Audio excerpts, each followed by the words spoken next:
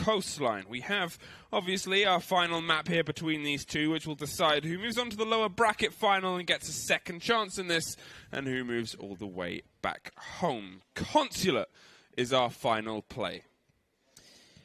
Consulate is where we head. And honestly, Fluke, this is not in SSG's map pool. This is not one of their maps. No, and it's a good Luminosity. It's a great Luminosity. And last time we seen both of these teams face off against each other on Consulate was way back in qualifications whenever they were 92 Dream Team. And it was actually Luminosity, back then, of course, 92 Dream Team, beating SSG on Consulate. Yeah, and I think that's the thing about it, is the history that they kind of have against this map and the momentum that Luminosity have coming into this map. I mean, okay, we kind of talk about preference and who's kind of on a roll and who isn't, and Luminosity, for all intents and purposes, there's got to be a lot of energy on that table. The energy that we saw when they were slamming their hands on the desks when they took down Secret must have returned to them in their return to form against SSG. Starting on the defense, starting on their strongest section of play as we go into console and meeting office for the first SSG round. Let's see if they can find something from their first, or if Luminosity can keep doing what they did on the second. So looking at the bans, and I think pretty standard of what we kind of expect at the moment from Consulate. Capitão, Nomad on the attacks. Of course, Nomad being so prevalent because of all the different jump outs, and I think the fact that Luminosity banned that just shows that they're going to go for that EU style of play, aren't they? I mean, that's the thing about it is, you know, that kind of jump out, the aggression, the momentum and movement that we see. Obviously, we got a taste of a Luminosity Consulate against Secret. We got a taste of how they play it, and it obviously came down to the wire. It was a 7-5, I believe, in the end. So it was close, sure, but that's against a very good Consulate team.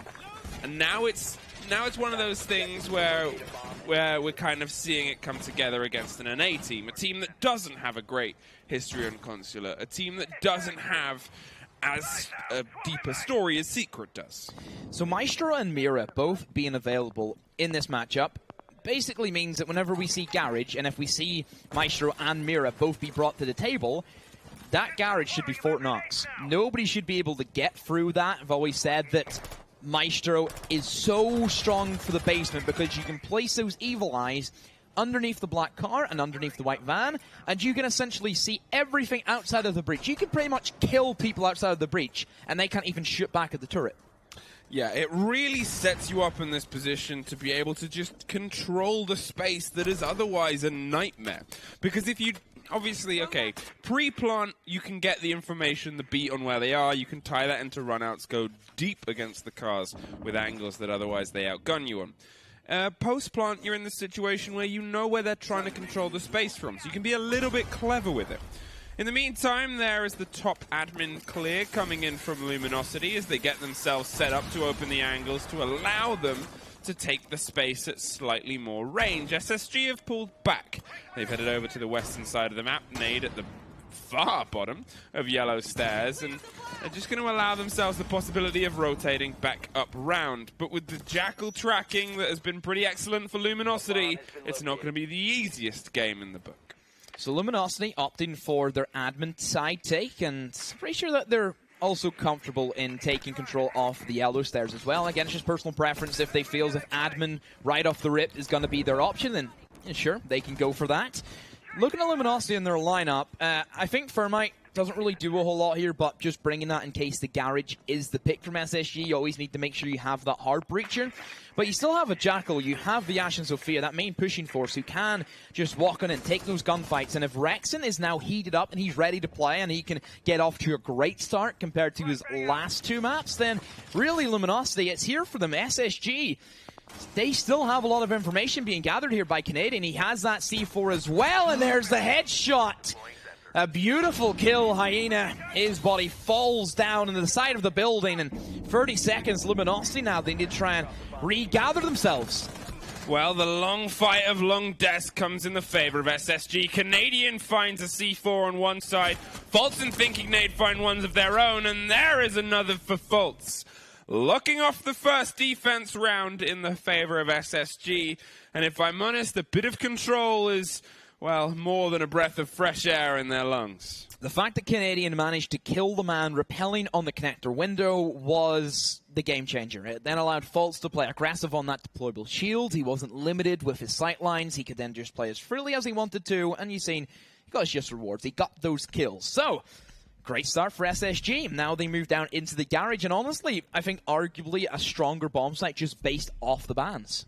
I like seeing Canadian on these aggressive classic Canadian roles. Pulse, for a great example, is, you put those two together.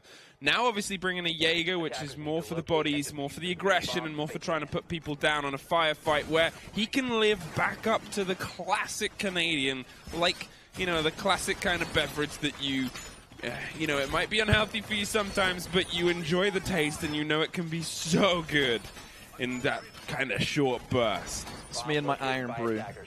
Iron Brew. Yeah, of course, NA people will have no idea what that is. Right, let's put it this way. Think of orange soda, but better. Okay, think of orange soda, but with, like, a lot more fizz, a lot more sugar, and now they make an energy drink as well. Yeah. Like, that would kill you, surely. I'll tell you one thing that's going to kill us if this match goes another OT. No, kill us with excitement. Canadian is up to the roam and up to his tricks as he heads to the top floor. In the meantime, Luminosity are looking for a bit of pace as they head towards a garage that could be, by all means, indestructible. They have, obviously, no intention of holding it with electronics beyond the mute jammers. And even then, they're not the hardest ones to get rid of. It takes a little bit of a roll and not much else from the Thatcher. It's the post-destruction of the wall that's really going to be how this game starts to play together. They're concerned about the windows and the potential lead-up of aggression from SSG, but there is the opening of the garage. But there's still so much work left to do. So garage open very early on, and we've kind of seen the Bandit Kaid meta shift away in the past 3 months. Teams not really opting to try and deny access to the Thermite because they see it's not worth it whenever there's operators who can easily get rid of them, with, for example, Sophia being in the meta, and even just a quick wide swing on yellow and the vertical control of upstairs. A lot of things kind of go against you in that sense. So Luminosity also trying to pressure in towards the mid floor, which is, I like that SSG are holding this because it basically means that Rampy denies any access for Luminosity of a quick rush. This is a thing that SSG know that Luminosity, they favor these quick aggressive pushes. If they see an option, they'll go for it. And if they have that vertical control, they can kill the people trying to plant in towards the white van. They have nothing to worry about. Well, here comes Canadian, creeping around the main stairs and trying to find his way towards yellow. In the meantime, the gridlock is going to try and hold it down. There is also obviously the body that is playing inside piano. Rampy with the vertical control, and Canadian maybe getting a bit close to the gridlock, closer than he expected, retreats back, but does enough to make them doubt the solidity of their hold. A minute 10, loads of time, but still loads left to do as they haven't even begun to clear above either. Luminosity are looking a little bit lost right now. Rampy and Piano, Nade in Antechamber, and Canadian everywhere. It's, well, a bit of a trouble to keep a lock on that you seem so good at doing on Coastline. Luminosity, they're pressed for time. They have to try and look for an opening pick, but as long as SSG, they have that upstairs control, there's going to be no plants coming in anytime soon. Faults, he's managed to peer away, but a quick prone drops to the floor, and Faults, he falls. So the Maestro turret's now out of commission, but still can be used for information. But like we come back to, the vertical control is massive on Consulate Piano, the most important room in the entire map, and it shows here. Luminosity, they've hit a brick wall that they just can't get through at the moment. Rex, a nice pick onto Rampy, but really, how long will that last for? Slash trying to impact in, and does down Bosco though, and oh, but there's the down anyway. Nonetheless, Rexon, he falls. No time really to get the kills. Tries to stick to the fuse, but realizes there's no point. We're not going to make it happen. And this should be an easy cleanup for SSG, which it will be. Well, great hold and great movement from SSG. They really capitalized and utilized the space there. We saw, obviously, Rampy get taken out by a good flick from Rexon, and then Luminosity just assumed the space was clear, and that gave another player of SSG the freedom and ability to swing into that location where he was. The trust of Luminosity completely thrown asunder, and they find another body on the entry. If you know that a team is holding piano, as defenders have vertical control, your main priority should be to kill those players. Piano is pretty much the entirety of Garage. You need to take that. How many times have we seen attackers take control of piano and defenders haven't even had a shoe in because they've all been killed before the wall's even been open? Yeah, and that's the thing about it, is if you don't have control of the space, there's so many big visual objects inside the initial push, which makes both taking the plant and the post-plant so tough to manage. Because you've obviously got the big white van that obstructs, you know, a good 30% of just that kind of corner. You've then got a couple of cars, then you've got a couple of pillars, then you've got two different levels of verticality just inside the room itself, with the hop-up kind of half wall and half shelf. Then you've got pipes, then you've got. There's a lot going on in terms of the space control in that room. Above that, above all of that, it's a big soft floor that is completely destructible, completely able to just limit everything going on to so much of the room, and Luminosity just ignored it. So we're going to be seeing a Teller's Archives. Generally, this is the least picked bomb site. Lobby is the more common one, but it's not that unusual to see this bomb site be picked up. It's kind of favored for the more strat-heavy lineup, so I think of SSG obviously being one of those. Dark Zero, another one for myself as well. Yeah. Well, let's see if they can make something of this. They're going for a bit of a clear here across the bottom. They obviously have read into it being the split point, and now they're trying to gridlock control and make sure they, well, keep some control of the rotations that have otherwise been phenomenal. Rampy on the castle is trying to hold down on the bottom of the main stairs and has the option to rotate down. A nice little combination of castles to limit some of the space here. It's not the end of the world for the attackers. They obviously have utility, and if they need to, the ability to just punch through them, but it forces a playstyle, forces a rotation, and as we've just seen Slash do above, forces a huge amount of noise.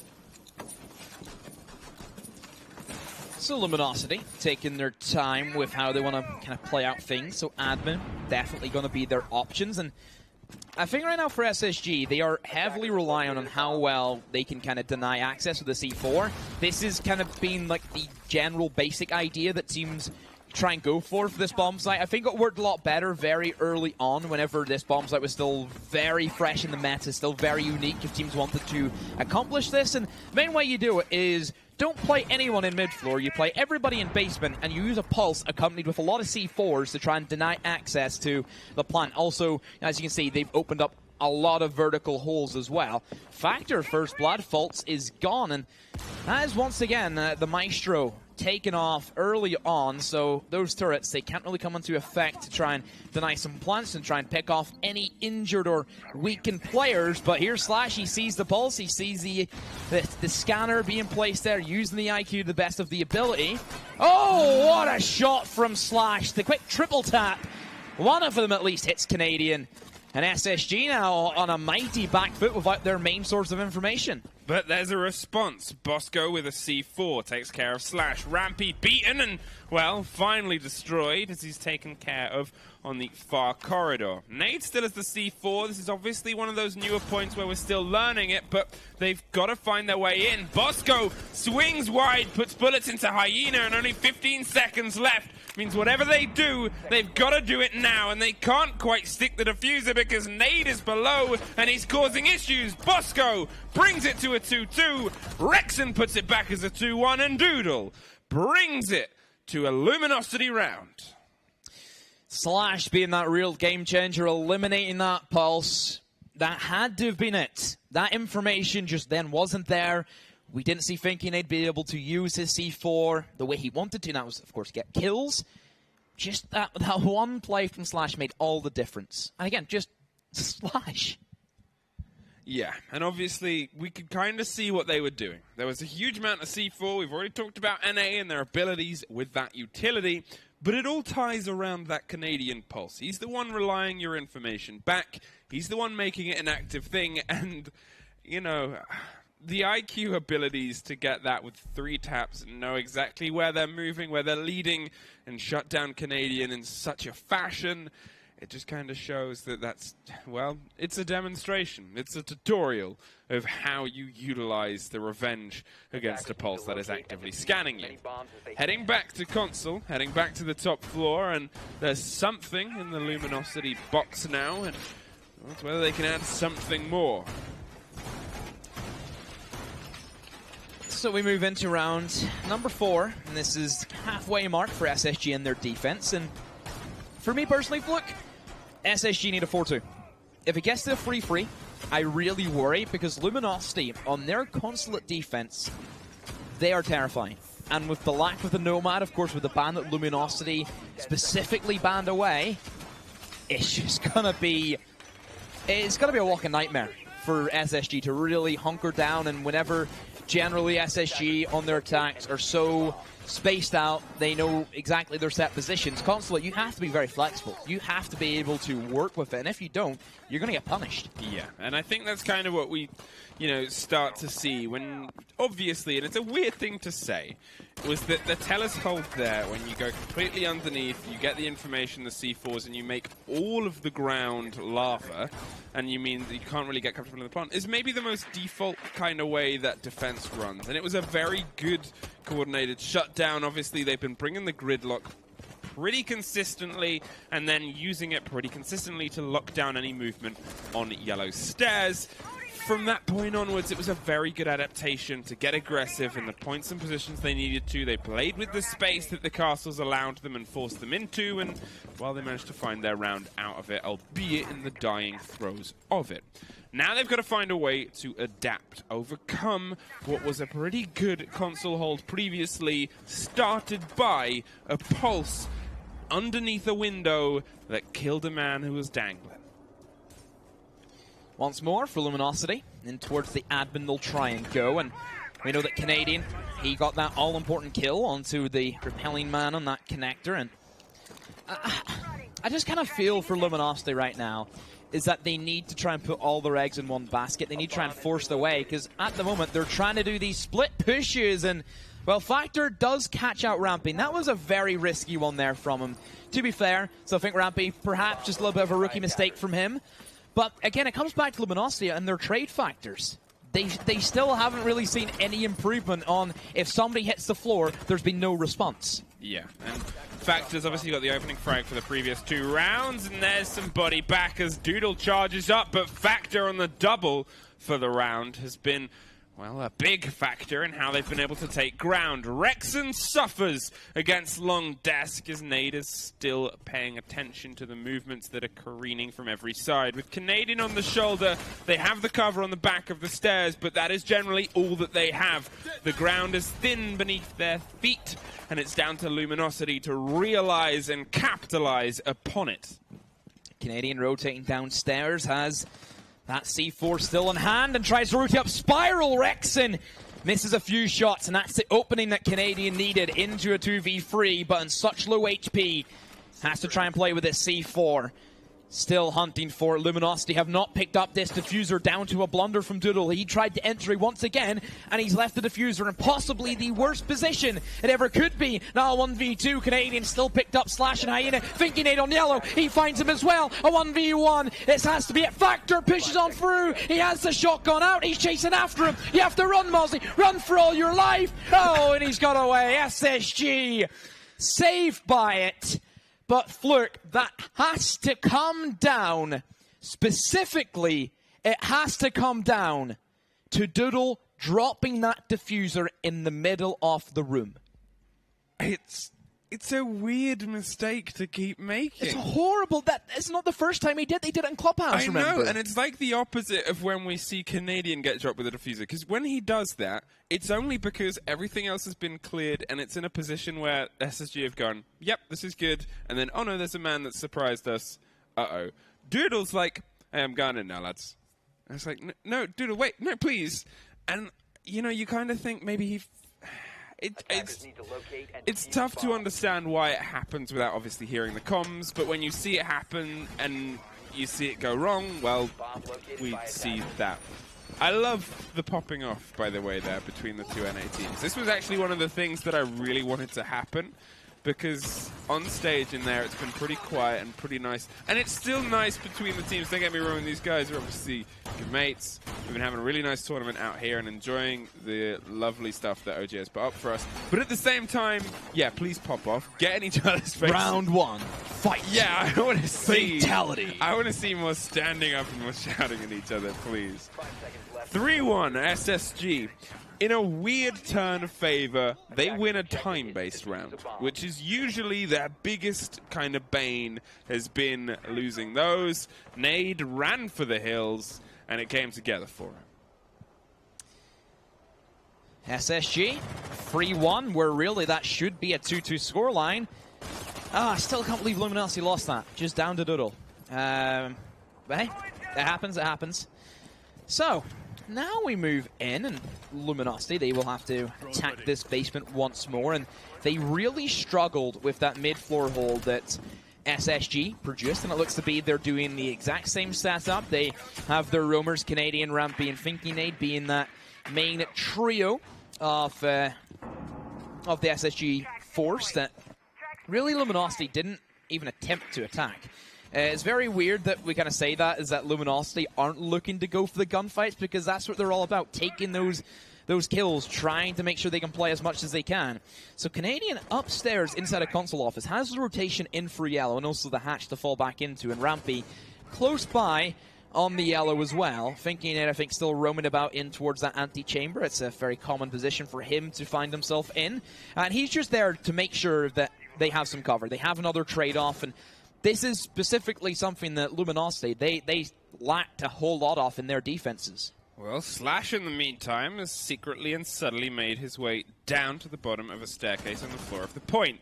Yes, it could be a big moment of surprise, but we know that SSG are really good at collapsing back towards the point, and this is a map where you can go top to bottom very quickly. There is a Mozzie that is going to take care of a gridlock and factor that has been a big thorn in the sides and the feet and every part of SSG's playstyle so far. A really important opener there for a player that has been important for SSG for this entire day. Rampy still on one. It just seems to be that whoever started off the day well has continued that train like it's no tomorrow, and Faults, well, he's still one of those players that is continuing on with his rampage. Another great pick with that. Alda, and there's the smoke. Bosco, just to keep them at bay, knowing that they have 40 seconds still to try and waste out. Rampy, another kill for himself. The last two players stacked up outside in towards the server, and a flawless for SSG, the second in the series. A really, really well played round there as well. Out of every team here at the tournament, SSG has to have had the most flawless rounds. Yeah, and I think it comes down to their playstyle, because as we said before, it's so structured as the kind of team dynamic. They balance everything as the team dynamic as well, and they kind of make sure that everything's kind of running and everything's a unit and everything's kind of put together piece by piece and moment of control and moment of control.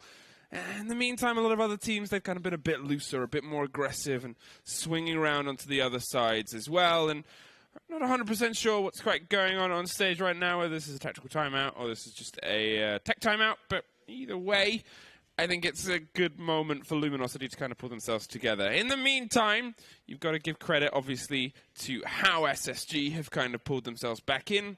It's the fabled NA kind of when it starts to get a bit harder to get breath of air, and how that moment kind of plays together. And it's nice to see them come back with a bit of fire and a bit of passion, where we see it so visibly that they're screaming at each other across the stage. So as it stands, Spacestation, a very strong lead for themselves, 4-1, and I think that's the split that they really needed to pull through. So even if Luminosity, they win this next round, SSG firmly in the driver position, but Luminosity, hey, we've seen them in deficits before, and who's to say they couldn't do it again? I mean, it's always the worry, isn't it? We saw the 6-2 previously. We're currently looking at a 4-1 currently. And, you know, it's one of those situations where you're just kind of, it's always in the back of your mind. You never really, as an NA fan, I'm sure it's much worse. But as a caster, at least, and as someone who follows the scene, you're always a bit aware that sometimes there's a track record of things not quite falling together when they need to fall together most. Still waiting, and of course this will be the last round for SSG. And what do you think of SSG pull off a 5-1? Game, set, match? I mean, that's the thing about it is, you know, their attacks haven't been as good as their defenses. Coastline aside, which was generally completely attack-favored across the board. Standard, yeah. You know, it's one of those things. We'll be getting back into the game within about 20 seconds. And we'll be back soon to get everything kind of going. So you look at now the kind of options for SSG. They won their top floor. They won their garage. I haven't seen the lobby yet from them. So that could be the option, or will they try and go for the Teller's Archives? It looks to be that lobby is going to be their option. So I think lobby is probably the safer bet. The only round that LG have won so far has been on that Tellers, and it was a bit of an experimental one where you had the 5 guys downstairs, and then the C4s kind of came in. Of course, that Slash getting the pistol kill onto the Pulse was the big change there. Yeah. And I think for the lobby now, it just allows SSG to kind of set up in that more SSG-style fashion where everybody's in a set position. The refrags for SSG, I think, has been incredible, and that's really been, I think, the difference maker overall in this series. One of the things I just want to draw attention to here is 2 operators previously banned have found their way in, and 2 operators that we know these teams are very comfortable and capable using. Canadian on a Vigil is a great pairing, and so is Slash on a Lion. Caused a lot of problems yesterday for Secret and just controlling the space, and might be able to grant them, just because we're seeing Luminosity get into these, you know, they're in the body advantage, they're in the man advantage, and then a member of SSG just appears from nowhere and gets a kill. The E1Ds will add some control back in that swing. I think this is where Luminosity just say, right, hit the big red button. And that's pretty much what Lion does, hit the big red button that makes everybody panic. That PTSD factor from a very long time ago. Just Lion, do you think that effect still lingers with some players? I mean, I think everyone's still...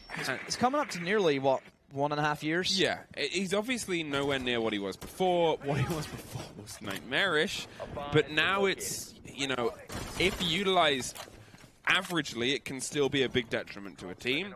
If utilized well, it can be very decisive.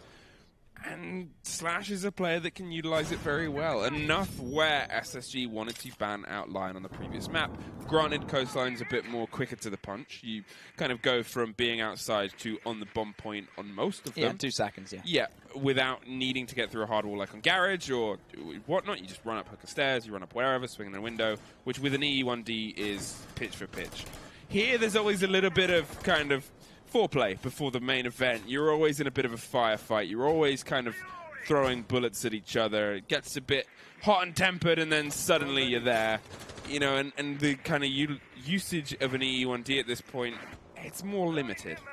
Luminosity, straight off the rip, looking as if they're gearing up for the piano take, which is a strange one, but we have seen great success from a lot of teams opting for this strategy. The only thing that you have to be worried about is if you don't have that top console floor control, and that could be a big worry whenever there is a man upstairs playing the hatch, and there goes an E1D, but nobody actually swinging in from piano. Instead, it was to give them cover, a full blind, and thinking AD falls to Factor, and now they're upstairs, they're inside of bathroom. The man who was inside a console, he's gone. This opens up Luminosity in their game. Oh no, Rampy, he's still up here along with him. He was tucked away in the corner. He was hiding for him.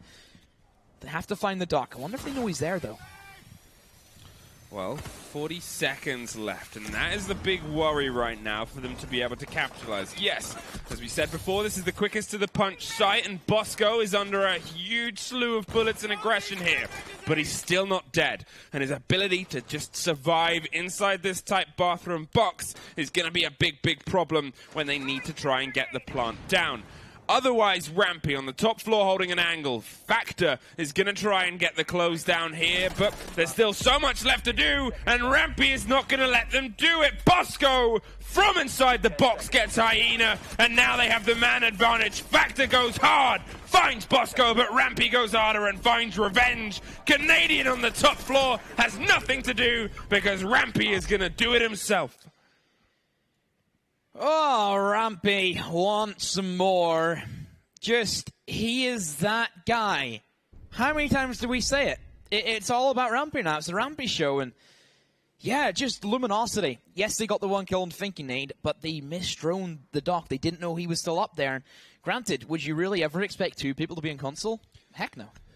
And that's what SSG do with their defenses. They're a little bit unexpected. A little bit out there, a little bit off point, a little bit mobile, but very, very coordinated. Consistently, there's a pairing, there's cover, there's the ability to be able to just lock everything down, and it's hard to beat against their defenses. But their attacks so far generally haven't been as convincing. So now we see the split. 5-1 for SSG. I know that you probably think, it has to be SSG. We thought that about Coastline. We really did. We thought that it was going to be an easy one for SSG to clean up. 2-0, job done, into the next round. But just didn't work that way. It just didn't. So Luminosity really up against it. If any team's going to have some momentum shift, it will be this team on their consulate defense. 5 seconds to insertion. And the thing is, the Luminosity defense, you know, it's where they've kind of been quite creative in the aggression that they bring to it. They don't have a similar play style to SSG. They have, as you've said, and as they've said, an EU kind of centric play style. They want to learn from this region and bring that over to NA, which is a fair thing to learn if you look at the history of the game. This is a very good EU map. This is one where obviously you look at the play style of, say, Empire, they take admin, then they take the rest of the world, and that is what will probably kind of, you know, you'll see similarities from how Luminosity like to play that. If you see teams like Na'Vi and Secret play on this map or play against each other on this map, there's a lot of aggression, a lot of movement, and a lot of kind of jump outs, and it's a tough thing to control.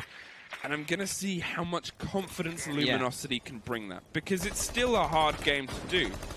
Previously, they brought back a 6-2 split. A 5-1 is worse. Already a minute gone, and SSG, I would like to see the kind of average so far in this tournament of like their average first kill would come in, because it has been very slow, but still comes back to SSG playing that slow play style. One of the only teams I think really left in the entire scene across all regions who have this play style. They kind of wait for Luminosity to slip up, don't they? That's what they wait for, and well, they tried to go for the jump outs. They tried that rank-esque play style, but SSG, they are eating that up for all it's worth. Well, we said, would they be bold enough to try it? And to their credit, they were. They tried it. But unfortunately didn't quite pull together. Doodle, in the meantime, managed to find faults, and the smoke is just going to slow the roll. Doodle is... Who smokes? I was about to say, as a player who's had ups and downs, and I think we've kind of seen a very quick demonstration of that. From being able to get a kill to kind of burning utility from a misthrow. He's had really good maps, really bad maps. And I guess that's one of the signs of being one of those younger players, is just trying to keep consistent.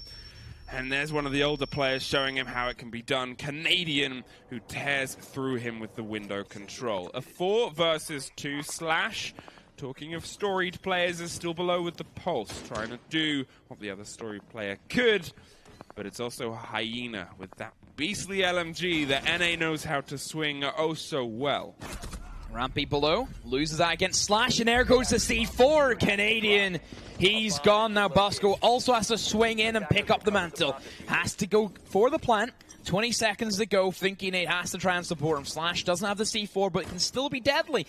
He can still get the floor bang.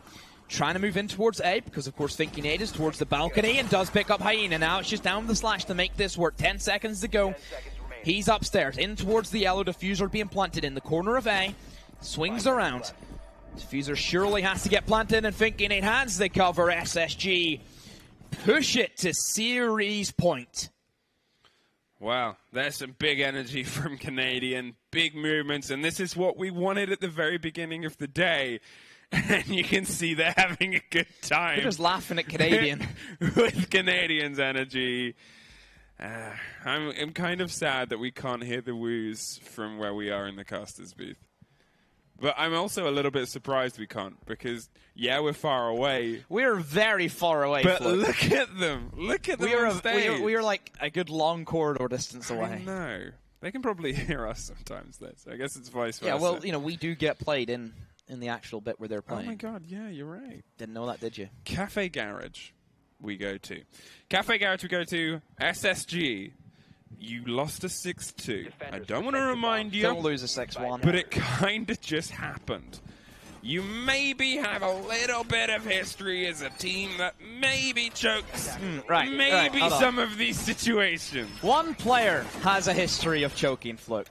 Come on, let's not talk trash about the other ones. Let's just call out the one man who has not only choked a 2-map lead, a best of 5, and also choked, well, a 6-3 lead on a white stairs. But these are the moments when you get a chance to rewrite that. These are the moments where it's not that you cross out what happened. You learn from your history. That's the point of it. Otherwise, you're doomed to repeat it. But at the same time, this is the kind of time when you can redefine yourself. Okay, this mirror is really risky from Luminosity. Generally, that wall is specifically used as rotation. Probably the first time I think I've ever seen that mirror window be used in competitive play. It can be strong because, first of all, it shuts down that entire side of the white van where generally we would see a quick rush come in. Typically, like a lead entry, like an Ash would try and push around that side. You have cover away from pipes, and you try and take that frag against the guy with the rotational. That mirror window obviously gives you that distinct advantage, but not only that, is that you can throw a really decent C4 with that angle right onto the plant spot. Yeah. But, of course, disadvantages. You can get killed from the back stairs. I have a feeling the analysts think SSG might choke this as well, in that we're on match point and they haven't come back to the studio yet. Is that them making a judgment? I don't know. I don't want to throw them under the water, but I have. Rampy steadily clearing across the top here. Fultz is in a position to double down, and SSG are making sure they get complete map control. Something that we never really saw Luminosity do with any conviction or any convincing level. Look at the amount of drones SSG are sending before themselves, and look at how they want to watch the rest of this team play. There's the analysts. Now we're starting to see if they can find a way to make this work. Because if you get all that information, sure, it's pretty great. But then you've got to make something of it. SSG right now have everything they want. They have mid-floor control. They've covered off the flanks. I'm sure Wall will eventually, you know, start to get pressured out. Potentially Hatch as well if they want to try and opt for that. But now they have Rampy in piano with all of that vertical available to him. This should be easy, but that's a fantastic frag from Factor. Picks off Fultz, and, well, that was really going to be their main way of eliminating those Maestro turrets, so perhaps that could come in to bite them now. And there's the hatch being open, which is kind of what I expected from them, and now Canadian rotates over towards the breach and will open up that main triple wall. So yes, a little bit of a minor setback, but I still think for SSG, they have everything set up. It's up to Luminosity to see if they can play off each other and make these refrags count. It's worth pointing out as well, Factor has got the opening frag 4 of these rounds and been the opening death twice. He's always been on that firing line, even though the game has kind of pretty much swung out of their favor. He is ready and raring and looking for more, but there he goes. Rampy from above, talking of players that have had very, very good days. Every smoke possible is being thrown and popped. They're trying to cover it from pipes, but Rampy covers it from above. There is body after body. The diffuser's down, and SSG take the map with a 7-1, showing that we kind of were a bit worried about, and they proved all of our doubts and all of our worries wrong. SSG never play Consulate. We never see them take up that map. And now we see it for the first time in quite a while, and a great, strong performance. Commiserations to Luminosity. They go out, but still Luminosity, great showing from them. a team which looks as if they have so much potential underneath that kind of new flagship leader of Slash, giving that veteranism, but still, overall SSG, I just think they had it there. They had the more experience, and still, if you had to pick between both NA teams to, at the start of the tournament, to go further, you would probably have thought SSG would be that team. I think it's been a really, really good run from a lot of both these teams, and you've got to give credit to Luminosity. But it's also worth remembering, as you said, they have the new captain. Yeah. They have the new one in Slash. You can see they're in a good mood. They're in a good situation, and they're definitely in a very good position to move forward with the future of the tournament. SSG get one step closer to being able to find themselves on the grand stage and fight for that very important spot in the major, but they're not quite there yet. And we're not quite over with this map yet, as our great and beautiful analysts, as Cernab likes to say, are going to break this down for us. We will see you in just a bit.